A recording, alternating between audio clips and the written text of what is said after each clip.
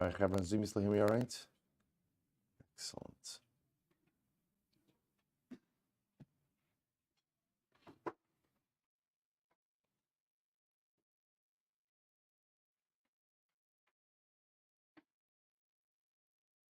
All right, Chaber, we'll say good morning. Good morning. Let us begin. Begin by thanking all of our sponsors for today's share. To thank our Talmud Torah sponsors for the month of Kislev, Josh and Becca Friedman, for dedicating all the Shurim and Droshos this month. Le'ili Nishmas, Josh's father, Yisrael Yehuda, Ben Chaim Rafael Zichron Livracha. To thank Sammy and Malka Esterson for dedicating all the Shurim and Droshos this month in memory of their parents, Yitzchak Leib Ben Aaron HaKohen, Sarah Rachel Bas Baruch Avram, Hinda Bas Hanech Ephraim, and in the schos of the continued Gesund and Hatzlach of Mr. Morton Esterson, Admeh V'Esim Shanim Tovos. To thank the Pepper family for dedicating the Shurim this month in commemoration of the yahrzeit of Yosef Pepper, Yosef David Zichron Livracha Ben Yaakov. To thank our Week of Learning sponsor, Steve Golaskov, in commemoration of his father's first yahrzeit in Hashem of Nachum Sender, Ben Meshul Nasan Meretz Hashem Shadav and Aliyah, and the family in Nechama. To thank our Week of Learning sponsors, Ayala and Sarah Steinberg, in the schos of Refuah Shlema for the continued health of Shulamis Bas Susha. Our Daf Yomi sponsors today, Jerry and Abby Applebaum, creation of the yahrzeit of Abby's aunt, Chana Bas Avram. Zichron Levrach, we hope that in the merit of our Talmud Torah, the Neshama will have an Aliyah, and the family in Nechama. And we'll see with that, let us begin. We have a really, really fascinating daf ahead of us, another fascinating daf ahead of us today. So we'll say, so today's daf is Nun Aleph, 51. We are picking up in Meretz Hashem, we are picking up on Nun Amud Beis, 50b. All right, we have a lot to do today. So we left off, embarrassed, we have to count down from the top, not even up from the bottom. So we left off 2, 4, 6, 8, 10, 12, 11 lines down from the top. Okay, but it goes quickly. So remember again, we left off in the middle of the story, of the daughter of the Caesar and Rabbi Yeshua ben Chananya. So remember again in this story, so the daughter of the Caesar says to Rabbi Yeshua ben Chananya, how is it that someone so ugly is a repository for such an incredible amount of knowledge? So if you remember, we ended up, he gave her the mashal ultimately again of the earthenware vessels which go ahead and contain the wine. So the Gemara says, Va'ika shapirnu gemirin. So remember again, but she says back to him, but remember, there are good-looking people who are also wise. In other words, she said to him, what's the pshat? In other words, according to your logic, every wise person should be ugly. Right? So again, but there are good-looking wise people. So what's the pshat? So this is incredible. Amrullah, you say back to her, you know what? If they were ugly, they'd be even smarter. Right? In other words, I will say, so, and again, as we said in yesterday's daf, or Rabbi Yeshua, what Rabbi Yeshua ben Chananya was trying to highlight, is that sometimes the person who doesn't have the good looks, by definition, that engenders a heightened sense of humility. And humility really is the key ingredient for life growth. Because when a person is humble, they recognize they have much to learn. When a person is humble, they recognize that they have much to accomplish, and that fuels a certain sense of growth. A person is not humble because they feel that they have certain things that make them great. By definition, it makes them, by definition, less receptive to growth and to self-actualization. Hahi, we'll say an interesting Gemara. There was a woman who came before Rabbi Yehuda of Narda. Ledina, she came before Rabbi Yehuda for adjudication of a case. This chayavas mindina, and she was found culpable. She was found liable. So Amrle Shmuel Rabka Hechidina. So she said to Rabbi Yehuda, tell me, how would Shmuel your Rebbe have paskin in this case? Amar la yedatle. So Rabbi Yehuda said, did you know my Rebbe Shmuel? Amrle, yeah, of course I know him. In Gutza, he's short. V'Rabba Krese, he's fat. Ucham, he's dark skinned. V'Rabba Shine, and he has long teeth. This was a pretty disparaging description of Shmuel. Amrale levazuye kasis. Have you come here to embarrass my Rebbe? Tehavyahi isisa b'shamta. You should be, this woman, he's referring to in third person, this woman should be in excommunication. Paka umesa. She burst and she died. So again, what's the moral of the story? Obviously, don't make fun of Shmuel, right? That's number one. But I will say, but the idea over here also is like, we have to have respect for Talmidei Chachamim. The Talmud Chacham ultimately, again, is the ambassador of HaKadosh Baruch Hu. The Talmud Chacham represents a living embodiment of Torah, and you have to be careful with the dignity of every single Jew. Halachas kama v'kama, the dignity of a Talmud Chacham must be preserved. So the Gemara goes back there. Umuter bebeitza turmita. So we'll back to the Mishnah for just a moment. So remember again, our Mishnah told us Our Mishnah told us that if a person goes ahead and the lashon was konam tafshil shani toim, right? If a person says, all right, konam tafshil, I'm not going to taste the tafshil, so the Mishnah went through what he's not allowed to eat. Then the Mishnah spoke about what's not covered by that neder. So what's not covered by tafshil, beitza tormita, well, the Mishnah's lashon is tormuta. So what's a beitza tormuta? It's actually very interesting. Mutar beitza tormita. My beitza tormita. What is a tormita egg? Amr Shmuel, listen to this. After the avid shavi alpha dinari. So first of all, Shmuel says, by the way, an eved who can go ahead and make for you a beitza tormita, he's worth 1,000, right? He's worth 1,000 dinarim. In other words, that's a valuable eved. O ma'ayale. So we'll say, so what, how do you go ahead and make a beitza tormita? Listen to this. O ma'ayale ilfa zimni b'maya chamimi. You go ahead and you have to boil it 1,000 times in warm water. And then you go ahead and you soak it 1,000 times in cold water. Ad dinis zutra kihechi debalase. The idea is, after all of this, the egg becomes so small that you can go ahead and swallow it in one gulp. In other words, you don't even need to chew it. You can just swallow it. Now listen to this. What's the chap of it? Vim isle kiva sarich Allah. So here's what's interesting. If a person is sick, what they would often do was they would swallow the beitza tormita. Now then what would happen is whatever the illness was would attach itself to the beitza. The kadnafka, then you would essentially regurgitate the egg. All of this is the egg whole. The kadnafka, the asya, yada asya my sama misbaile. So when the egg would come up, a doctor would examine the egg and he'd be able to see, based on what was on the egg, what was ailing you. And based on that, he'd be able to go ahead and prescribe some type of medication. Okay,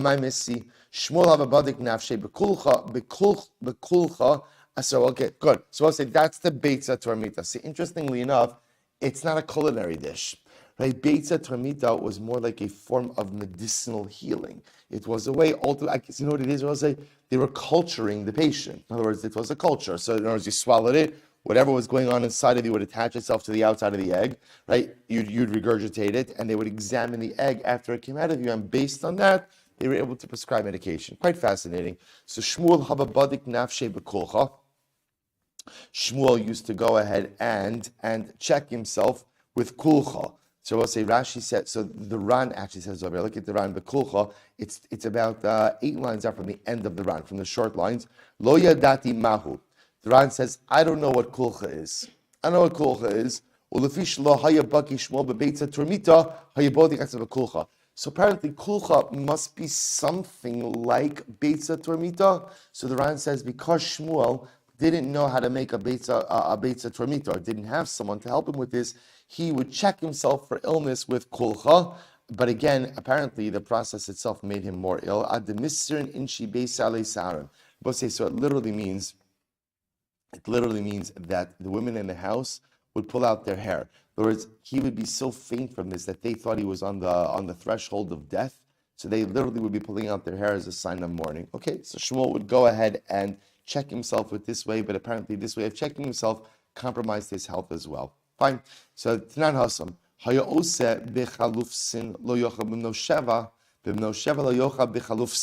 So it's very interesting. Switching gears here for just a moment. When a worker is working with produce, the worker is permitted to go ahead and eat from that produce. So I will say, this doesn't mean like you're working in a supermarket, you can start eating from. It means if you're working in the field and you're harvesting produce, you're allowed to eat from the produce you're harvesting. But you're only permitted to eat from the exact type of produce that you are harvesting. So for example, again, the Mishnah says over here, if you are working with kolufsin, you can't eat with benos sheva.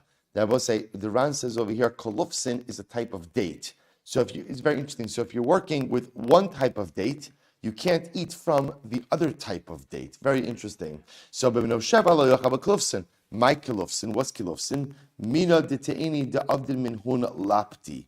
So kilufsin is the type of date from which people would eat lapti. What's lapti? So we're getting like a crash course on Talmudic cooking over here. Second line from the bottom in the Ran, lapti, shem tafshil shel te'enim. This is a type of food that you would make from figs. Okay, so good. So the Gemara says as follows. So you can't, therefore again, if you're working with one type of figs, can't eat the other type of figs. Ho gavra, Tiyav Avdul Chavre Lagmore Alpha Mine Lapti. So listen to this. I'll say there was a man who once gave over his servant, his worker, to his friend, because the friend was going to teach the servant 1,000 ways to prepare lapti. If you're in the market for a cookbook, it's a good title, right? 1,000 ways to prepare lapti. Right? So I'll say, right, there were thousands, that was the contract. In other words, I'm giving over my servant to Reuven. Reuven, you're going to train my servant 1,000 ways to make lapti. Agmare timni mea. So what happened? Reuven only taught the servant 800 ways to prepare lapti. Azamne ledina. So the owner of the servant summoned Reuven to din Torah. Right? I contracted you to teach my servant 1,000 ways to make lapti. You only went ahead and taught him 800 ways to make lapti. So they came for din. So they came before Rabbi. So I'll say, by the way, sometimes this happens. Like a case comes to a Beis Din or a Shaila comes to a Rav, and like, wow, I cannot believe this is actually happening. Right? So literally we have a din Torah. We have a din Torah because someone only taught your servant 800 ways to prepare lapti. He's 200 ways short of the contract. Right? So he only has 800 ways of preparing lapti, not 1,000 ways. So Rabbi said, Amar Rabbi, Avosenu Amru Nashinu Tova. So our fathers used to say, we've forgotten what luxury is. Anu afilu be'einenu lo ra'inu. We don't even know where luxury starts. What he was saying was that this idea over here, that somehow a person needs 1,000 ways to prepare a dish. Rebbe says, like, that level of luxury, that level of opulence, we can't even relate to that. So once upon a time, we were able to relate to that. Today, we can't even relate to that. By the way, also another overlap. Mesilas Yesharim. Right? So essentially what Rebbe is saying is, why does anyone need 1,000 ways to prepare any particular dish? Okay, fine. So Rebbe Aved Lehilur Reb Shimon. So it's a great story. Oh my gosh, listen to this. So Rebbe made a wedding, Mazel Tov, made a chasana for his son Reb Shimon. So now the part of the story that's missing over here, that the Hagos Vitziyunim on the bottom left-hand margin adds in is like this. What happened? So Velo Azamne Lebar Kapara. He didn't invite Bar Kapara to the wedding. Didn't invite Bar Kapara. So I was like, get ready for this. Get ready for this. So what happened? Kasav al Beis Ginana, Bar Kapara shows up and he writes graffiti on the wedding hall. Why don't we ever learn these Gemaras in school? Right? I would have paid so much more attention, right, in yeshiva, how to learn this, right? So Bar Kapara writes graffiti on the wedding hall. What does he write? Esrin va'arba alfen ribain dinarin nafka beis ginana dame v'lazami Bar Kapara. Rebbe spent, it literally means 240 million dinarin on the wedding. Now, of course, that can't be true. But what the graffiti essentially said is, Rebbe spent, right, a whole truckload of money on the chasana, and he couldn't even invite Bar Kapara. And so I was like, remember, Rebbe, right? Rebbe is the nasi, so probably you can imagine everyone's at the chasana, everyone's invited to the chasana, right? Bar Kapara, is excluded, and he's like, you spent all of this money on the chasana, and you didn't invite me. So what happened? So the Gemara says, again, the unwritten part of the story is then Rebbe invited Bar Kapara. And I will say, Bepashtos, why wasn't Bar Kapara invited to the chasana? Why not? It was an oversight. It happens. See, I will say, more often than not, when people go ahead and quote unquote wrong us, it's not because they have malicious intent. It's often because either they just weren't mindful of something, weren't paying attention to something, or overlooked something. That 9 out of 10 times, it's really like that. People are good at their core. They do not mean to be malicious or mean. Sometimes things happen that appear like they're malicious or mean.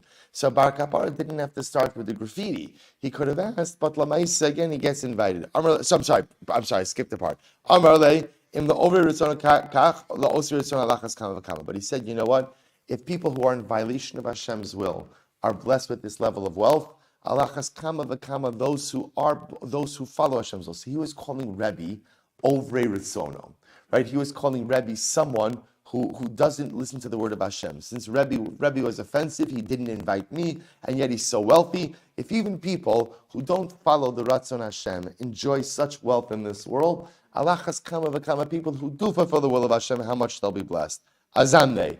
So fine. So Rebbe invited Bar Kapara, right? You could imagine after the graffiti, after the speech, I was like, fine, just come. It was a mistake. The invitation didn't get to you. Amar, then Bar Kapara changed his tune and he said, "La'osi ritzona ba'olam hazeh, kach li'olam haba al achas kama v'kama." So then Bar Kapara said, the truth is, so if people who fulfill the will of Hashem, so Rebbe made good, right? He did good. He went ahead and he invited me to the chasana. So if those who fulfill the word of Hashem are so rewarded in this world, a reference to Rebbe's wealth, alachas kama v'kama, the reward that is waiting for them in olam haba. I will say we're going to see, this is going to make a little bit more sense in a bit, when we see the nature of the relationship between Bar Kapara and Rebbe. Here we go. Yoma, let's listen to this Gemara. Yoma d'nechayich be Rebbe, asye paranusa la'alma. Any day on which Rebbe smiled, so misfortune came to the world. Now, what does this mean? What does this mean? So I will say, so bipashtos, what it means over here is like this. That Rebbe was the Nasi, and as the Nasi, he was responsible for the welfare of Klal Yisrael. In a position such as that, one needs constant dedication and devotion, right? That for Rebbe, his entire life, and I will say we see this model, that sometimes there are people, and this is like the Moshe Rabbeinu model, that there are people whose responsibility towards the Klal is so important that they cannot be focused on anything else. And Moshe Rabbeinu is an extreme example of that, because Moshe Rabbeinu literally is focused on nothing else, including his own family.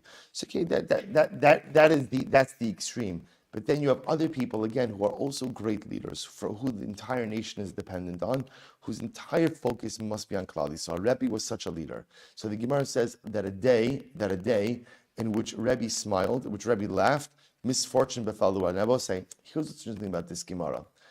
It could be literal, or it could also tell us about how Rebbe felt about his responsibilities. That Rebbe felt that essentially he had to always have his hands on the wheel, right? There was, in other words, what does it mean to laugh? In other words, it doesn't mean like a late sonistic laugh. What does it mean? Rebbe felt that, you know what, in my life, in my responsibility, there's no time for quote unquote fun. Right? There's no time for a smile. There's no time for a moment of levity. There's no time for a moment of lightheartedness. For me, it's all serious, all the time, always engaged, always focused. Because his perception was that were he to kind of lighten up a little bit for even just a moment, he'd be slacking in his responsibility. If I'm slacking my responsibility, something is going to go wrong. So watch this. So therefore he said, Amalei Bar Kapara, so he said to Bar Kapara, if you don't make me laugh, I will give you 40 measures of wheat. So apparently, again, Bar Kapara had the ability to make Rebbe laugh. So Rebbe made an agreement with him. Bar Kapara, and we'll say, by the way, if you don't make me laugh, I'll pay you. I'll pay you not to make me laugh. Which I will say, by the way, could also help maybe the previous story, maybe Rebbe forgot to invite Bar Kapara, or maybe he purposely didn't invite Bar Kapara, right? It could very well be that that's what happened over here. So in any event, he tells Bar Kapara, I'm going to pay you not to make me laugh. Amar lei, lech zeimar, top of nun aleph, techol giryah deba'ina shakilna. So Bar Kapara is listening, Rebbe, here's the deal. If I don't make you laugh, I'm taking any amount of wheat that I want. That's what Bar Kapara said, right? I'm renegotiating in terms of the deal. I won't make you laugh, but again, I get to. Remember, Rebbe was incredibly wealthy, so Bar Kapara says, "You're good for more than 40 measures of wheat. I'll take what I want." Fine. So what did Bar Kapara do? Shakal di kula rabba. He took a large basket. Chafi b'kufra. He coated it with pitch. V'sachti areshe, and he went ahead and he put it on his head. They both say, now what he did was he went ahead and he inverted it. He turned it over and essentially he wore the basket as a hat. So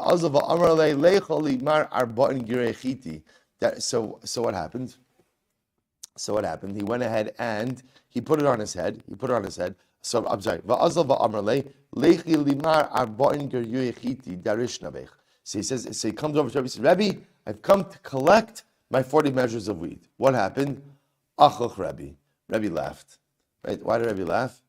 It's funny to see an adult man with a basket on his head, right? I mean, come on, Jose, there's not that much form of entertainment in Talmudic times, right? So this is, imagine, Talmudic times are like Baltimore on any given night, right? In other words, there's absolutely nothing going on, right? So you see a grown man with a basket on his head, right? You're like, wow, that's kind of funny, right? So Rebbe laughed. So what happened? So Amrle, lav is harticha delot badchin. So Rebbe said to him, didn't I tell you not to make me laugh? Not to make me laugh. So Rebbe saying, no wheat for you. Amrle chiti darish nakanasim. So Bar Kapara says, listen, you owe me wheat anyway. In other words, I'm here to collect the wheat anyway that I own, right? So Lamaisi is coming out. Okay. Rebbe say, so what's the pshat? What's happening over here? In other words, so why is Bar Kapara? Why is Bar Kapara going in and making Rebbe laugh? So Rebbe say, I think what's happening over here in this exchange is Bar Kapara is telling Rebbe that at the end of the day, you can't live life with a constant intensity, right? It's important in life to have those lighter moments. It's important in life to have that laugh. It's important in life to be able to go ahead and just for a little bit of time to have that smile. If you don't, then by definition, it fundamentally just erodes a sense of joy in life. It's also Bar Kapara knows what he's doing. He knows what he's doing when he puts his basket on his head, right? He's intentionally acting in this way in order to go ahead and bring Rebbe to a certain state of normalcy. I will say, right? All of us have people in our lives when we're getting a little bit too intense who are there just to kind of bring us back a little bit, right? And center us in just being good and normal, happy, healthy people. That's what Bar Kapara was trying to do for Rabbi. I was saying an incredible musar. There has to be a healthy balance between incredible intensity, but also an ability to go ahead and laugh a little bit during life as well. Amrli Bar Kapara the Bartei Rabbi. Supposed to say this also. See, you have to undertake this understanding. Otherwise, the stories become a little bit strange. So listen to this. So Bar Kapara said to the daughter of Rabbi, Lemachar shasina chamra berikuda da'avuch ubekirkani deimech. So Bar Kapara said to the daughter of Rebbe, who is getting married tomorrow, he said to her, tomorrow at your chasana, I'm going to be drinking wine while your father dances and your mother sings. Okay, so a little bit of a strange statement, right? Now, by the way, we're going to see again, Bar Kapara once again was just trying to put a smile on people's face. Because obviously, so remember again, Rebbe's wife is not going to be singing in front of Bar Kapara. So let's see the story. So we'll say, watch this. Okay, pause for just a moment. Ben Alasha, Chasne de Rebbe Hava. So we'll say Ben Alasha, that was his name. Ben Alasha was the son-in-law of Rebbe. And we'll say, we're going to see in general, whenever you see people where the Gemara doesn't give their first name, it just says this person was known, right? Ben Alasha means what? The son of Alasha. What was his first name? Right? What's his first name? Because in general, whenever you see people who are identified that way, often that means that they kind of lived in the shadow of their father. They had a great father. And so that was kind of their, I will say, there are some people who their primary identity in life is, I'm the son of so-and-so. Right? And again, they might establish a great identity as well, but their personal identity is eclipsed by the identity of their father. Ben Alasha was one of those people, not because of Torah knowledge, because of wealth. Ben Alasha came from a very, very, very wealthy family, as we're going to see in just a moment. He didn't generate the wealth. The wealth came from his father. So he was always known as, the son who inherited the wealth. He was a great man in his own right, but he was known as Ben Alasha. Chazne Rebbe, he was Rebbe's son-in-law. V'ashir Gadol, he was very wealthy. V'azamne lebehi lule Rebbe Shimon b'Rebbe. So we'll say, he's at the chasana. We'll say, by the way, this is the previous chasana. He's at the chasana of the son of Rebbe Shimon b'Rebbe. Right? At the son, ultimately, again, so there's a previous chasana. So Rebbe's marrying off his son. So now Ben Alasha is at the chasana of his brother-in-law. So we'll say, now watch this. So now Ben Alasha is sitting there. Bar Kapara, remember again, Bar Kapara graffitied, right? Then he got invited. So the Lamaisa, now he's at the chasana. Similarly, Bar Kapara the Rebbe. My toiv. So we'll say, so now they're at the chasana. Listen to this. So Bar Kapara says to Rebbe, what is the definition of to'eva? I will say, what's the context? V'ish asher yishkav es zachar mishkavei isha, to'eva asu shneim. If a man has relations with another man, so the Torah calls that act, that relationship, a to'eva. A to'eva. We'll say, how do we normally go ahead and translate to'eva? Abomination. Okay, so we'll say that's just an English definition. What Bar Kapara is asking Rebbe is, what is the etymology of the word? It's an interesting chasana talk, right? But Lamaisa, right? So what is the definition of to'eva? My to'eva, Amrle. So I'm sorry. So called the Amrle Rebbe, the hachin hu to'eva parchin Bar Kapara. Any explanation that Rebbe advanced, Bar Kapara refuted. So Amrle par she'at So we'll say, so Rebbe said, fine, bar kapara, tell me, what's the definition? We'll say, get ready for this. Amarle, tisi devischi tirmili natla. So bar kapara says, here's the deal. I'll give you the definition, but you have to ask your wife to pour me a cup of wine. Is that like a cup of wine? So ask your wife to pour me a cup of wine. Va'asis ramyele. Va'asis ramyele. So she came, right? Rebbe's wife came, poured bar kapara a cup of wine. Amrle the Rebbe, kum rekodli. Okay, Rebbe, now I want you to dance for me. Right? Do a little jig, right? Do a little chasana dance. Right? So we'll say, so again, so Bar Kapara is saying, so I want a cup of wine, have your wife pour me a cup of wine. Now that he has a cup of wine, Rebbe, if you want the answer, I want you to do a little dance for me. The Eimar Lecha, so and I'll tell you. So we'll say, so by the way, what is going on over here? So once again, if you understand the narrative of the relationship between Bar Kapara and Rebbe, is that Bar Kapara was the guy who felt that it was his job to put a smile on Rebbe's face, right? And Rebbe felt he does not have the luxury of smiling. He doesn't have the luxury of laughing because his responsibility is so intense and overwhelming that he has to maintain a constant sense of intensity. And Bar Kapara says that's not healthy. Bar Kapara is the one who says, no, Rebbe, there has to be the lighter moments of life because otherwise, you just get swallowed up by the enormity and the heaviness of life.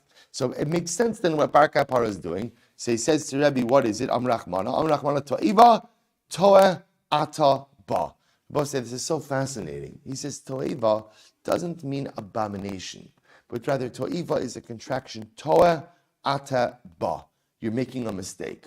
Rabbi said, take a look at the Ran for just a moment. The Ran in the short lines, in the thinner lines, is 4 lines. In to'eh ata ba shemaniach mishkavei isha b'holech eitzel zachar. You're going ahead and leaving a woman and instead going to a man. So we'll say, by the way, it's so fascinating. So to'iva, we always translate as such a sharp word, calling something an abomination. Instead, what is HaKadosh Baruch Hu saying to the person who engages in these practices? You're making a mistake. You're making a mistake. We'll say, by the way, it's such a soft relation. It's so fascinating. And I will say, I just want to point out, again, things like this, just we're honest, like, we struggle with this because certainly in society, again, so now all types of relationships are acceptable. And the truth is, again, we recognize, especially in the frum world, that a person struggles. This person struggles with who they're attracted to is a legitimate struggle. It's a struggle that HaKadosh Baruch Hu implanted in a person, right? Often, a person often doesn't choose to be a certain way, so a person struggles with this. So again, Torah is Torah, and HaKadosh Baruch Hu tells us certain relationships are permitted, other relationships are prohibited. We don't have the ability to change Torah. We don't have the ability to change the definition of marriage, no matter what laws are passed, right? In other words, halach is halacha, halach is immutable, and our standards are our standards. That being said, there always has to be a sensitivity towards every person, towards every single person, no matter what they're, no matter who they are, what they are, or what they struggle with. But it's so interesting how a word that often we translate as abomination, which is such a strong word, HaKadosh Baruch Hu translate as it's a mistake. Tawa ataba, you're mistaken in what you're doing. I'm just pointing out how even HaKadosh Baruch Hu sometimes models for us a softer approach in dealing with certain things. Just a fascinating idea. Okay, Toa Ataba. So I'll say, watch this. Lakasachrina. Bar Kapara then wanted a second cup of wine. He wanted a second glass of wine. So what did he say? A second glass of Amrle, my tevel. So he says to Bar Kapara, what's tevel? And I will say it's interesting. Why he's choosing these things, I don't know. Tevel, I will say, again, is the pasuk is B'chol behema lo sitain shechaf techal ba v'ishlo sam lifnei behema l'riba tevelhu. A woman should not engage in bestiality. And if she engages in bestiality, it's a tevel. It's a tevel. So says Bar Kapara, Rebbe, you know what a tevel is? So Amrle ki inyana kadma. So what happens? So again, Abba says, Amrle iavid li da Amr lecha avid. So Abba says, so what happens? So once again, the same thing happened. Rebbe started advancing explanations. Bar Kapara refuted each of them. So Bar Kapara says, you want to know the answer? Rebbe says yes. So Rebbe says, Bar Kapara says, fine. Tell your wife to pour me a glass of wine. Pours her a glass of wine. Rebbe, do a little dance. And then what happens? So he says, Tavel. So listen to this. So what does Tavel mean? Kavlin yeshba. Is there any spice? Is there any flavor in it? So essentially what the Torah is saying is to the woman, how is there any pleasure from an act of bestiality? Tevel is tavlin, a spice, or a spice, a flavor. Is there any level of flavor in this? Is right. In other words, sometimes we're saying a person commits an avera. Okay, why do I commit an avera? It's pleasurable. So the truth is, the commission of the avera is totally understandable. I'm getting some level of pleasure from this avera. But then there are other averas where it's like, what? What is this worth it? So that's what tevel means. Tevel means there's not even any spice in it. There's not even any pleasure. There's not even any taste in it. There's no pleasure in it. Why are you doing it? So the Gemara says, Mi shanya hadabia min kulam bias. Out of all of the illicit things you could engage in, why this one? I will say, when a person engages in immorality, it's understandable. It's understandable because immorality could often be exceptionally pleasurable. But then there are some other forms of immorality that just are like, why? Why? What is it? What pleasure is it that you're deriving from this? That's tevel. Amrle umay zima. So again, by the way, what's the definition of zima? Amrle iavid ki inyana kadma. So same thing. Again, you want to know the definition? Tell you have to bring me a cup of wine. Pours him a cup of wine. Rebbe do a little dance, and then what happens? Amrle zu mahi. I will say this is incredible. What's zima? So zima, I will say we translate often as immorality. But again, Bar Kapar says it means, what is this one? A reference to the fact that a woman who is promiscuous, often what happens? We don't know who the father of her child is. So zima means zu, this child, mahi. Who is his father? What is he? What is he? Incredible. So we'll say, so all this is happening. Who's standing there watching this whole thing? Rebbe's son-in-law, Ben Elasha. So lo yachal Ben Elasha lemisbal. Ben Elasha could not. He thought that Bar Kapara was just degrading Rebbe. He could not take it. He could not take it. Now, both say Bar Kapara was a major Talmud, a major sage. So apparently Ben Elasha was not going to go ahead and confront Bar Kapara. So what does he do? Come v'nafik hu v'isnu mitaman. So we'll say, so what happens? So Bar Kapara leaves the chasana. These are right. Ben Elasha, together with his wife, leave the chasana. So we'll say, by the way, isn't it also interesting?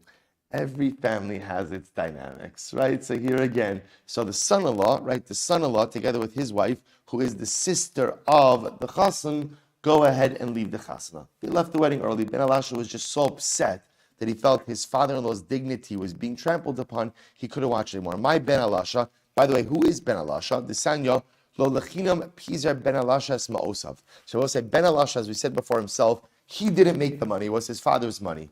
But again, to his credit, he did not spend frivolously, right? I will say sometimes people are wealthy, and especially when they didn't earn the money, they're very quick to spend it. That wasn't Ben Elasha. He was very careful with how he spent his money. The only thing he spent his money on was a haircut. Listen to this. One thing Ben Elasha spent money on was getting a special haircut. And he wanted to show people with his own haircut what the haircut of the Kohen Gadol was. Wasn't incredible? The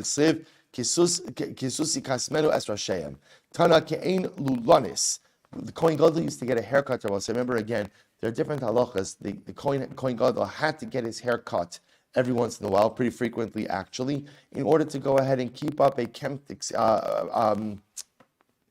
appearance. Thank you. Appearance. So he got a haircut like a lulanis. What was my lulanis? I'm Rabbi Yehuda tispored yichidas hechidami. What's the haircut? I'm Rava rosho shalzeh bitzadi karo shalzeh. I will say each hair would line up, right? Literally, again, the tip of one hair would go ahead and reach the root of the other hair. It was a perfectly manicured haircut. V'ainu tispar shal kohen gadol. So also, the Gemara says in general, Ben Elasha was very careful with his spending. The only thing he splurged on was his haircut. And the only reason he splurged on his haircut was because he wanted to show people what the haircut of the Kohen Gadol looked like. So he modeled it with his own hair. Incredible. Will be the last Musa. So we'll say, going back to the Mishnah, if a person says, I'm not going to eat konam minatavshil, right? Konam tavshil shenioch, I'm not going to eat tavshil. So one of the things that you're allowed to eat is the last haramutza. One of the things that's not covered by the Nedar is the last haramutza. Says the Gemara, my the last haramutza. What is the last haramutza? Amar Shmuel, kra karkuzoi. It's a karkuzoi kra. Now we'll say this means a gourd from karkuzoi. It's from a place. Rav Ashi, no, the last atuno remes. Rav Ashi says, no, it refers to a gourd that is cooked by essentially burying it in coals. So we'll say, so the machlokes here between Shmuel and Rav Ashi Shmuel says that the Dalas Haramutza is a specific type of gourd from a particular type of place.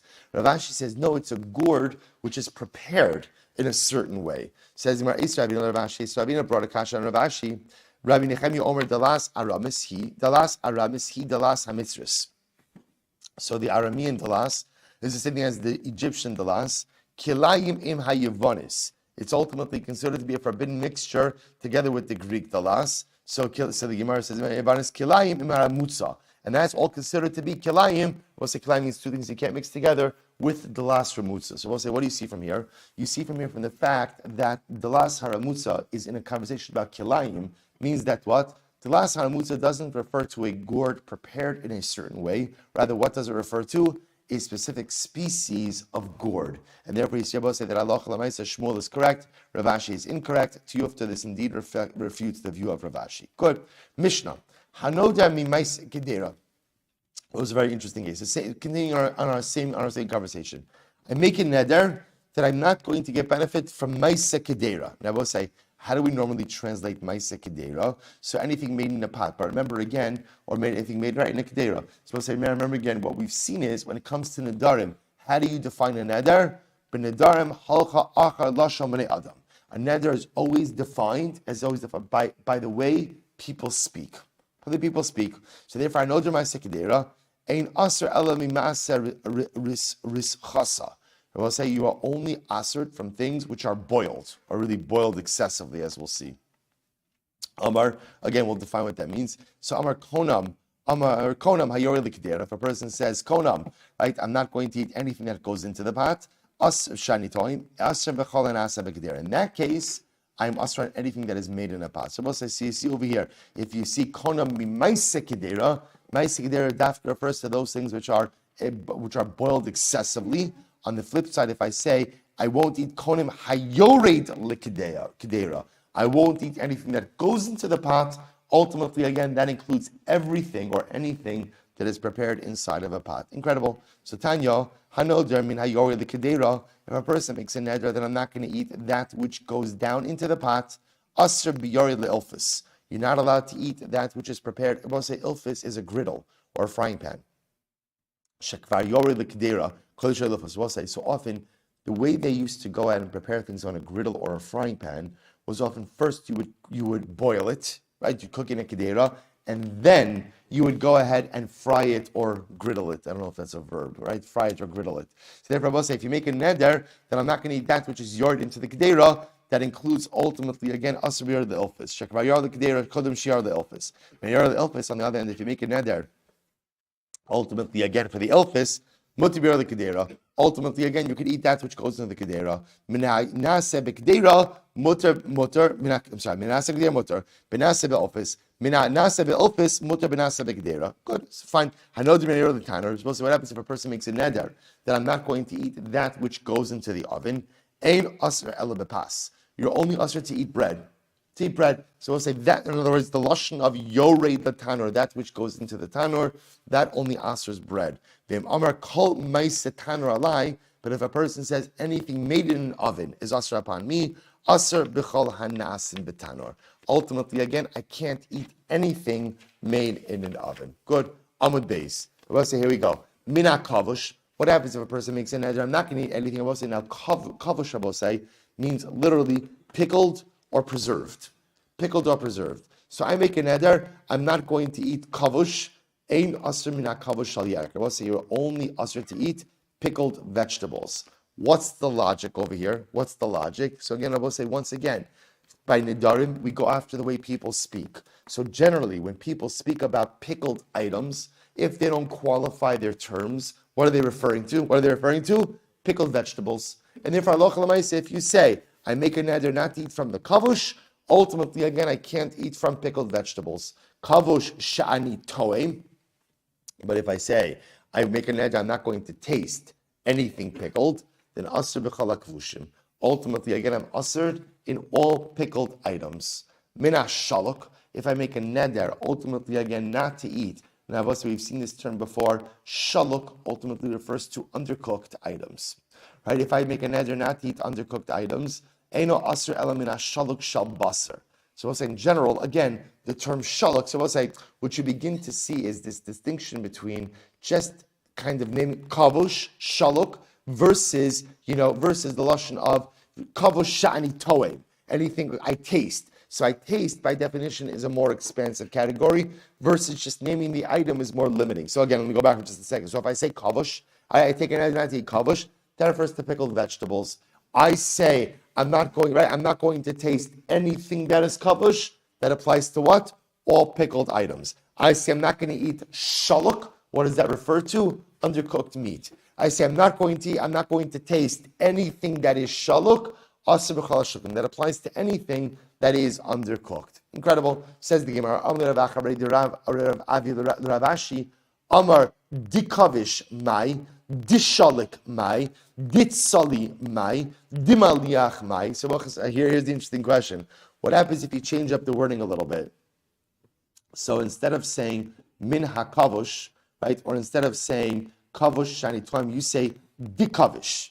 I go and I take a neder, I will not eat anything that is pickled, right? Or that is undercooked, or that is roasted, or that is salted. So my heichen mashma. So one says, how do we understand that? In other words, what would that be coming? What would that be coming to include? To which the Gemara says, tiboy, teku.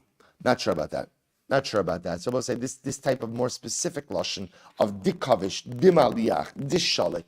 What does that answer if you use that for a neder? Tibai. Also remember again in Maseches Nedarim, we don't use the lashon of teku. Instead, we just use lashon of tibai. So the Gemara uses as an open-ended question. Incredible. Mishnah.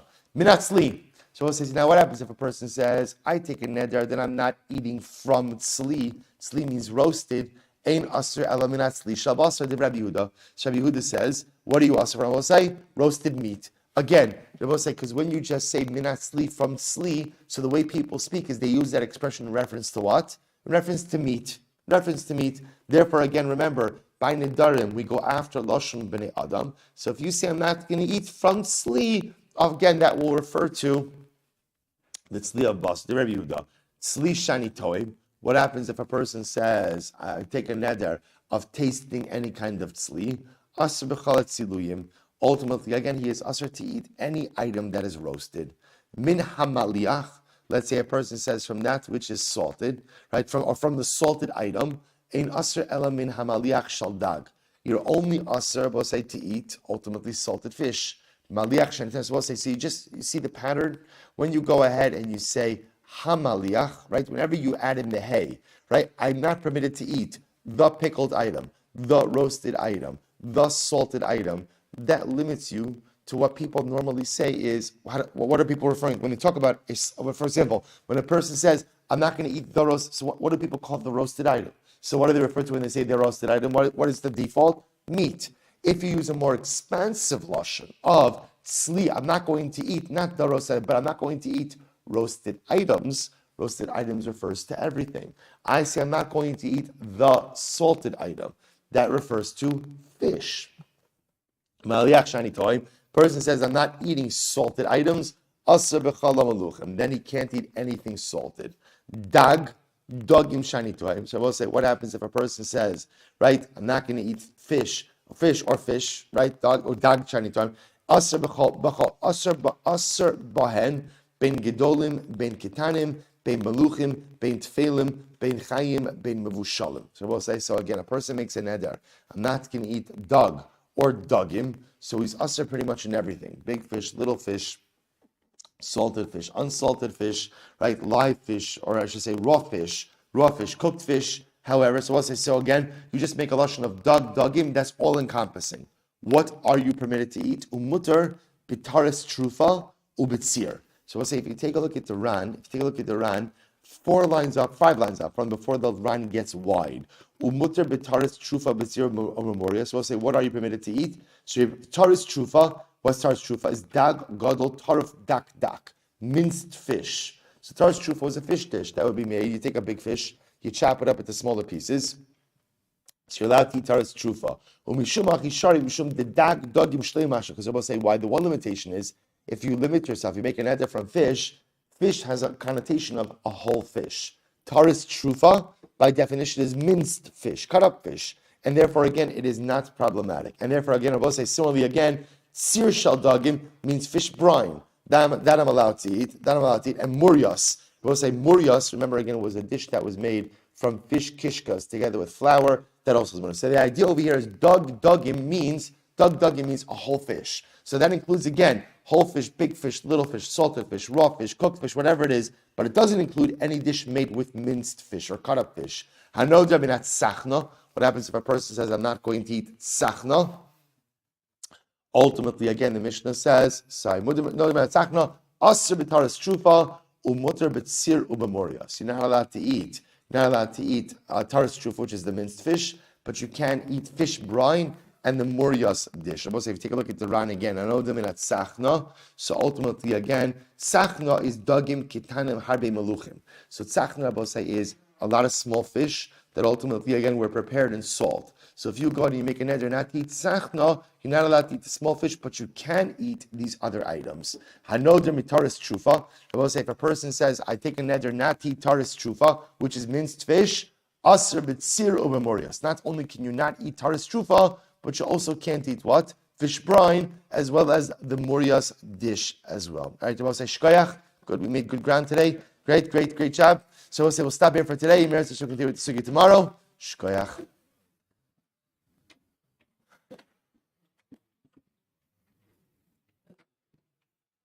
All right, have a great day, everyone.